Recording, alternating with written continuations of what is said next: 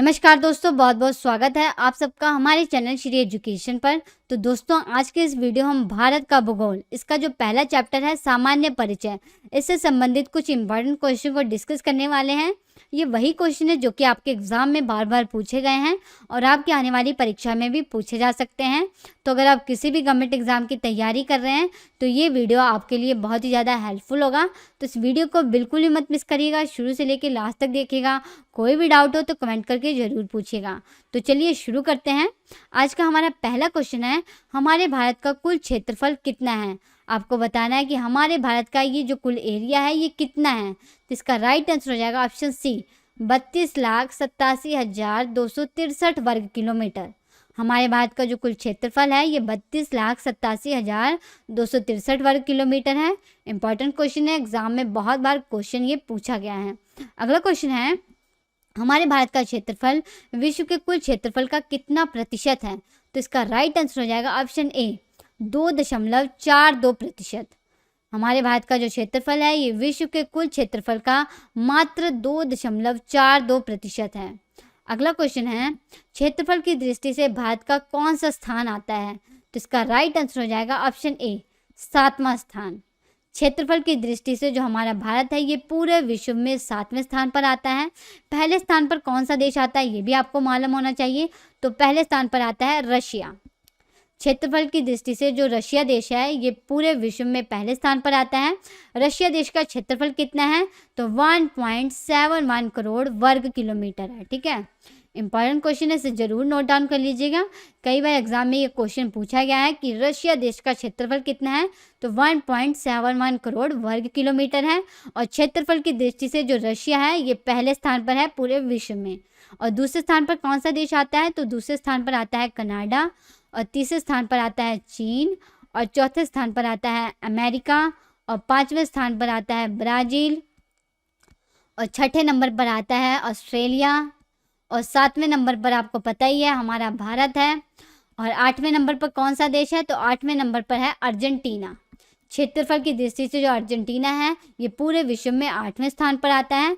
तो ये top 8 countries थी जिनका जो क्षेत्रफल है ये पूरे विश्व में सबसे अधिक है। नोट डाउन कर लीजिएगा, यहाँ से एग्जाम में बहुत बार क्वेश्चन पूछे गए हैं। अगला क्वेश्चन है, जनसंख्या की दृष्टि से भारत का विश्व में कौन सा स्थान है। तो इसका राइट आंसर हो जाएगा ऑप्शन डी, दूसरा स्थान है। जनसंख्या की दृष्टि से जो हमारा भारत है ये पूरे विश्व में दूसरे स्थान पर आता है। पहले स्थान पर कौन सा देश आता है, तो पहले स्थान पर आता है चाइना। चाइना देश की जो जनसंख्या है ये सबसे अधिक है, और जनसंख्या की दृष्टि से चाइना है ये पूरे विश्व में पहले स्थान पर आता है। और दूसरे स्थान पर हमारा भारत आता है। और तीसरे नंबर पर कौन सा देश आता है, तो तीसरे स्थान पर आता है अमेरिका, और चौथे स्थान पर आता है इंडोनेशिया। तो ये टॉप 4 कंट्रीज थी जिनकी जो जनसंख्या है ये सबसे अधिक है। और यहाँ पे एक इम्पॉर्टेंट क्वेश्चन आपको ये भी मालूम होना चाहिए, अगर आपसे ये पूछ जाए कि विश्व की कुल जनसंख्या का कितने प्रतिशत जनसंख्या लगभग हमारे भारत में निवास करती है, तो विश्व की कुल जनसंख्या का लगभग 17.5% जो जनसंख्या है ये केवल और केवल हमारे भारत में ही निवास करती है। इंपॉर्टेंट क्वेश्चन है, ये क्वेश्चन एग्जाम में पूछा गया है। ठीक है, विश्व की कुल जनसंख्या का लगभग 17.5% जनसंख्या जो है ये केवल हमारे भारत में ही निवास करती है। अगला क्वेश्चन है, कर्क रेखा निम्नलिखित में से किस राज्य से होकर गुजरती है। ये आपको इमेज दिखाई दे रही होगी ना, ये ब्लैक कलर की जो लाइन है ये है कर्क रेखा, जिसे ट्रॉपिक ऑफ कैंसर कहा जाता है। अगर आपसे ये पूछा जाए कि कर्क रेखा हमारे भारत के कितने राज्यों से होकर गुजरती है, तो कर्क रेखा हमारे भारत के कुल 8 राज्यों से होकर गुजरती है। ठीक है, और आपको पता ही है जो कर्क रेखा है ये हमारे भारत को 2 बराबर भागों में विभाजित करती है। अगर आपसे ये पूछ जाए कि कौन सा अक्षांश भारत को लगभग 2 बराबर भागों में विभाजित करता है, तो 23 डिग्री 30 मिनट जो उत्तरी अक्षांश है ये हमारे भारत को लगभग 2 बराबर भागों में विभाजित करता है, जिसे कर्क रेखा कहा जाता है। ठीक है, तो आपको मालूम होना चाहिए कि ये 8 राज्य कौन कौन से हैं जहाँ से कर्क रेखा होकर गुजरती है। तो पहला राज्य है गुजरात, दूसरा है राजस्थान, तीसरा है मध्य प्रदेश, चौथा है छत्तीसगढ़, पांचवा है झारखंड, छठा है वेस्ट बंगाल, सातवां है त्रिपुरा, और 8वां है मिजोरम। तो यहाँ से आपका राइट आंसर हो जाएगा ऑप्शन बी, झारखंड। झारखंड राज्य से जो कर्क रेखा है ये होकर गुजरती है। इन 8 राज्यों के नाम जरूर नोट डाउन कर लीजिएगा, तब आपको पता लग जाएगा कि कर्क रेखा किन किन राज्यों से होकर गुजरती है। तो आपके एग्जाम में कहीं से भी कैसे भी क्वेश्चन पूछ लिए जाए तो आप इसका जवाब बहुत ही आसान तरीके से दे पाएंगे। बहुत ही इंपॉर्टेंट क्वेश्चन है, ये क्वेश्चन बहुत बार एग्जाम में पूछा गया है। अगला क्वेश्चन है, भारत के उत्तर से दक्षिण तक विस्तार कितना है? तो ये आपको मैप दिखाई दे रहा होगा। यह है भारत का उत्तरी बिंदु, यह है भारत का पश्चिमी बिंदु, यह है भारत का पूर्वी बिंदु और यह है भारत की मुख्य भूमि का दक्षिणी बिंदु। और भारत का जो सबसे दक्षिणी बिंदु है वो अंडमान निकोबार द्वीप समूह में है। ठीक है, तो यहाँ पे आपसे पूछा गया कि भारत के उत्तरी बिंदु से लेकर भारत की जो मुख्य भूमि का दक्षिणी बिंदु है इसके बीच की दूरी कितनी है? तो इसका राइट आंसर हो जाएगा ऑप्शन बी, 3214 किलोमीटर। भारत के उत्तरी बिंदु से लेकर भारत के दक्षिणी बिंदु तक के बीच की जो दूरी है वो 3214 किलोमीटर है। अगर आपसे ये पूछा जाए कि भारत के पश्चिम बिंदु से लेकर भारत के पूर्वी बिंदु तक विस्तार कितना है, यानी कि इसकी दूरी कितनी है, तो इसका राइट आंसर हो जाएगा 2933 किलोमीटर। भारत के पूर्वी बिंदु से लेकर भारत के पश्चिमी बिंदु तक के बीच की जो दूरी है वो 2933 किलोमीटर है। इस क्वेश्चन को जरूर नोट डाउन कर लीजिएगा, ये मैंने क्वेश्चन मेंशन नहीं किया है, तो ये क्वेश्चन एग्जाम में पूछा गया है इसलिए आपको बताया गया है कि भारत के पश्चिम से लेकर भारत के पूर्व तक जो विस्तार है वो 2933 किलोमीटर है। ठीक है, अगला क्वेश्चन है, भारत का सबसे दक्षिणी बिंदु कौन सा है? जैसे कि मैंने आपको बताया कि ये जो बिंदु है ये भारत की मुख्य भूमि का दक्षिणी बिंदु है। तो यहाँ पे आपसे क्वेश्चन पूछा गया कि भारत का सबसे दक्षिणी बिंदु कौन सा है? तो भारत के सबसे दक्षिणी बिंदु का नाम आपको बताना है, तो इसका नाम है इंदिरा पॉइंट। भारत के सबसे दक्षिणी बिंदु का नाम है इंदिरा पॉइंट। तो आपका राइट आंसर हो जाएगा ऑप्शन सी, इंदिरा पॉइंट जो है ये भारत का सबसे दक्षिणी बिंदु है। ये कहाँ पे है? तो ये अंडमान निकोबार द्वीप समूह में है। ठीक है, अंडमान निकोबार द्वीप समूह में ये कहाँ पे है ये पूछा जाए तो अंडमान निकोबार द्वीप समूह के ग्रेट निकोबार द्वीप में है। ये कहाँ है? ये ग्रेट निकोबार द्वीप में है। अगर ये पूछा जाए इंदिरा पॉइंट को और किस नाम से जाना जाता है, तो इंदिरा पॉइंट को पिगमेलियन के नाम से भी जाना जाता है। पिगमेलियन पॉइंट के नाम से भी इंदिरा पॉइंट को जाना जाता है। ये क्वेश्चन एग्जाम में पूछा गया है। अगर आपसे ये पूछा जाए कि भारत की मुख्य भूमि का दक्षिणी बिंदु कौन सा है, तो इसका नाम है कन्याकुमारी। भारत की मुख्य भूमि का जो दक्षिणी बिंदु है इसका नाम है कन्याकुमारी। ये कहाँ पे है? तो ये तमिलनाडु में है। ठीक है, ये कहाँ है? तमिलनाडु में है, नोट डाउन कर लीजिएगा इसे। अगर आपसे ये पूछा जाए कि भारत का सबसे उत्तरी बिंदु कौन सा है, तो भारत का जो सबसे उत्तरी बिंदु है इसका नाम है इंदिरा कौल। इसका नाम क्या है? इसका नाम है इंदिरा कौल। ये कहाँ पे है? तो ये केंद्र शासित प्रदेश लद्दाख में है। जैसे कि आप सब जानते हैं कि जम्मू कश्मीर को 2 बराबर भागों में विभाजित कर दिया गया है, जम्मू कश्मीर और लद्दाख। तो जो सब भारत का सबसे उत्तरी बिंदु है इंदिरा कौल, ये लद्दाख में पड़ता है। लद्दाख में ये कहाँ है? तो लद्दाख के सियाचिन ग्लेशियर के निकट है ये। ठीक है, तो ये तीनों ही क्वेश्चन नोट डाउन कर लीजिएगा। एक बार फिर से रिपीट कर देती हूँ। भारत का जो सबसे उत्तरी बिंदु है इसका नाम है इंदिरा कौल, जो कि केंद्र शासित प्रदेश लद्दाख में है। और भारत की मुख्य भूमि का जो दक्षिणी बिंदु है इसका नाम है कन्याकुमारी, जो कि तमिलनाडु में है। और भारत का जो सबसे दक्षिणी बिंदु है उसका नाम है इंदिरा पॉइंट, जो कि ग्रेट निकोबार द्वीप में है। इसका दूसरा नाम क्या है? तो इसका दूसरा नाम है पिगमेलियन पॉइंट। ये सभी क्वेश्चन एग्जाम में पूछे गए हैं। अगला क्वेश्चन है कि भारत का सबसे पूर्वी बिंदु कौन सा है? तो आपको बताना है कि भारत के सबसे पूर्वी बिंदु का क्या नाम है। तो इसका राइट आंसर हो जाएगा ऑप्शन ए, कीबीथू। भारत के सबसे पूर्वी बिंदु का नाम है कीबीथू। ये कहाँ पे है? तो ये अरुणाचल प्रदेश में है। कहाँ पे? ये अरुणाचल प्रदेश में है। अरुणाचल प्रदेश में ये कहाँ है? तो अंजाव जिले में है। अरुणाचल प्रदेश के अंजाव जिले में है ये। अगर आपसे ये पूछा जाए कि भारत का सबसे पश्चिमी बिंदु कौन सा है, तो भारत के सबसे पश्चिमी बिंदु का नाम है गुहार मोती। ये कहाँ है? तो ये गुजरात के कच्छ में है। कहाँ पे है? ये गुजरात के कच्छ में है। इंपॉर्टेंट क्वेश्चन है, इसे जरूर नोट डाउन कर लीजिएगा। अगला क्वेश्चन है, भारत का जो सबसे दक्षिणी पॉइंट है इसकी भूमध्य रेखा से दूरी कितनी है? तो जैसा कि आपको पता लग गया कि भारत के जो सबसे दक्षिणी बिंदु है उसका नाम क्या है, तो भारत के सबसे दक्षिणी पॉइंट का नाम है इंदिरा पॉइंट। क्या नाम है इसका? इंदिरा पॉइंट। और ये कहाँ है? तो ये अंडमान निकोबार द्वीप समूह के ग्रेट निकोबार द्वीप में है। ठीक है, ग्रेट निकोबार द्वीप में है। और ये आपको इमेज दिखाई दे रही है ना, तो ये जो आपको लाइन दिखाई दे रही है ये है भूमध्य रेखा। ये क्या है? भूमध्य रेखा। और यहाँ पे है अंडमान निकोबार द्वीप समूह और यहाँ पे है आपका इंदिरा पॉइंट। आपको बताना है कि इंदिरा पॉइंट की भूमध्य रेखा से दूरी कितनी है। तो तो इसका राइट आंसर हो जाएगा option D 876 kilometre. Indira point की भूमध्य रेखा से जो दूरी है वो 876 किलोमीटर है। इंपॉर्टेंट क्वेश्चन है, इसे जरूर नोट डाउन कर लीजिएगा। अगला क्वेश्चन है, भारत के स्थल सीमा की लंबाई कितनी है? तो ये आपको जो ब्लैक कलर का निशान दिखाई दे रहा है ना, ये है भारत की स्थल सीमा। आपको बताना है कि भारत की स्थल सीमा की लंबाई कितनी है। तो इसका राइट आंसर हो जाएगा ऑप्शन सी 15,200 किलोमीटर। भारत के स्थल सीमा की लंबाई 15,200 किलोमीटर है। अगर आपसे ये पूछा जाए कि भारत की स्थल सीमा के साथ भारत के कुल कितने राज्य और कुल कितने केंद्र शासित प्रदेश लगते हैं, तो भारत की स्थल सीमा के साथ भारत के कुल 16 राज्य और 2 केंद्र शासित प्रदेश लगते हैं। ये 16 राज्य कौन कौन से हैं, इनके नाम आपको मालूम होने चाहिए। तो पहला है गुजरात, दूसरा है राजस्थान, तीसरा है पंजाब, चौथा है हिमाचल प्रदेश, पांचवा है उत्तराखंड, छठा है उत्तर प्रदेश, सातवां है बिहार, आठवां है सिक्किम, नौवां है अरुणाचल प्रदेश, 10वां है नागालैंड, 11वां है मणिपुर, 12वां है मिजोरम और 13वां है त्रिपुरा और 14वां है मेघालय और 15वां है असम और 16वां राज्य है वेस्ट बंगाल। तो ये भारत के 16 राज्य थे जो कि भारत की स्थल सीमा के साथ लगते हैं। इनके नाम जरूर नोट डाउन कर लीजिएगा। और 2 केंद्र शासित प्रदेश कौन कौन से हैं, तो पहला केंद्र शासित प्रदेश है जम्मू कश्मीर और दूसरा केंद्र शासित प्रदेश है लद्दाख। इन दोनों के भी नाम नोट डाउन कर लीजिएगा। तो भारत के ये 16 राज्य और 2 केंद्र शासित प्रदेश ऐसे हैं जो कि भारत की स्थल सीमा के साथ लगते हैं। अगला क्वेश्चन है, भारत की जल सीमा यानी कि भारत की तटीय सीमा की लंबाई कितनी है? तो जैसा कि आपको पता लग गया कि ये भारत की स्थल सीमा थी, इसकी लंबाई 15,200 किलोमीटर थी। अब आपको बताना है कि भारत की तटीय सीमा की लंबाई कितनी है, यानी कि वो भारत का हिस्सा जो समुद्र के साथ लगा हुआ है, इसकी कुल लंबाई कितनी है। तो देखिए, ये भारत की तटीय सीमा है। इसमें आपका अंडमान निकोबार द्वीप समूह भी आ जाता है, पुद्दुचेरी भी आ जाता है और लक्षद्वीप भी आ जाता है और दादर और नगर हवेली भी आ जाता है। तो भारत की कुल तटीय सीमा की लंबाई कितनी है? तो इसका राइट आंसर हो जाएगा ऑप्शन ए 7,516 किलोमीटर। भारत की कुल तटीय सीमा की लंबाई जो है वो 7,516 किलोमीटर है, द्वीप समूहों को मिलाकर।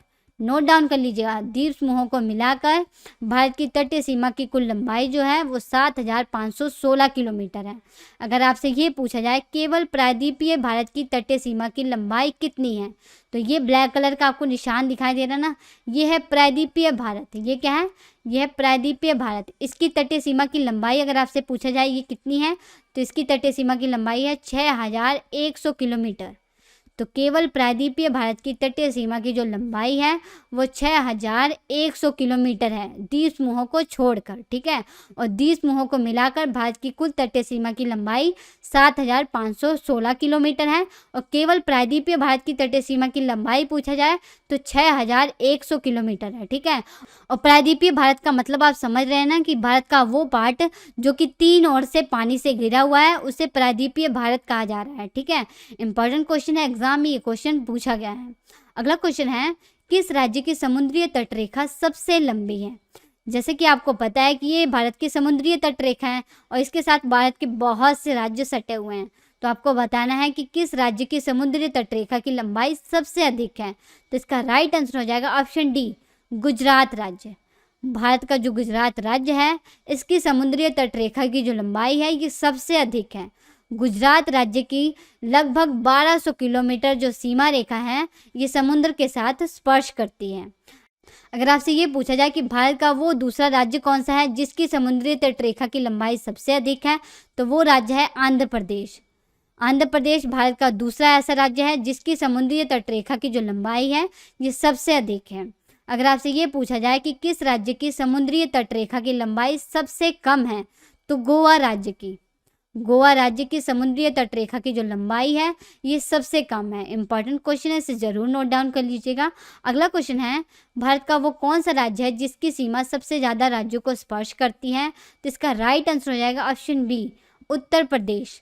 भारत का एकमात्र ऐसा राज्य है उत्तर प्रदेश जिसकी सीमा सबसे ज़्यादा राज्यों को स्पर्श करती है।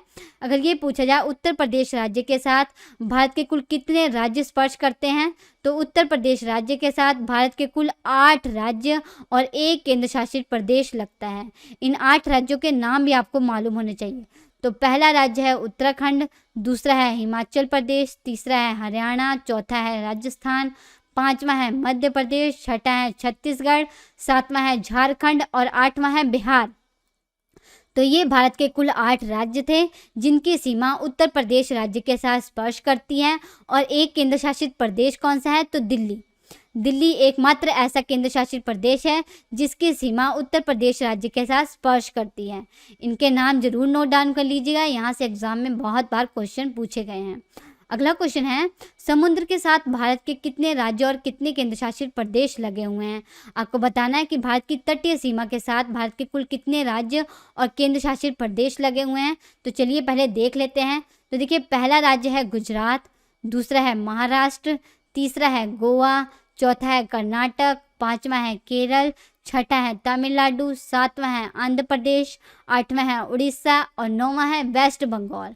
तो भारत के 9 राज्य ऐसे हैं जो कि भारत की तटीय सीमा के साथ लगते हैं।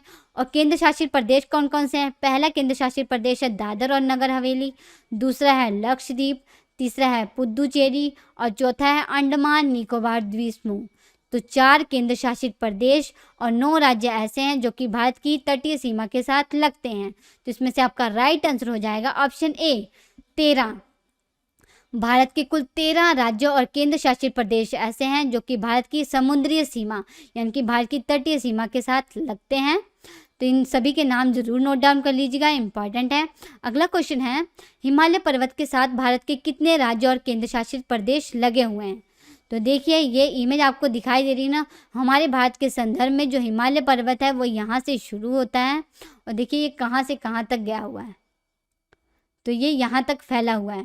तो आपको बताना है कि हिमालय पर्वत के साथ भारत के कुल कितने राज्य और केंद्र शासित प्रदेश लगे हुए हैं। तो इसका राइट आंसर हो जाएगा ऑप्शन बी 12। हिमालय पर्वत के साथ हमारे भारत के कुल 12 राज्य और केंद्र शासित प्रदेश लगे हुए हैं। तो चलिए देख लेते हैं ये 12 राज्य और केंद्र शासित प्रदेश कौन कौन से हैं।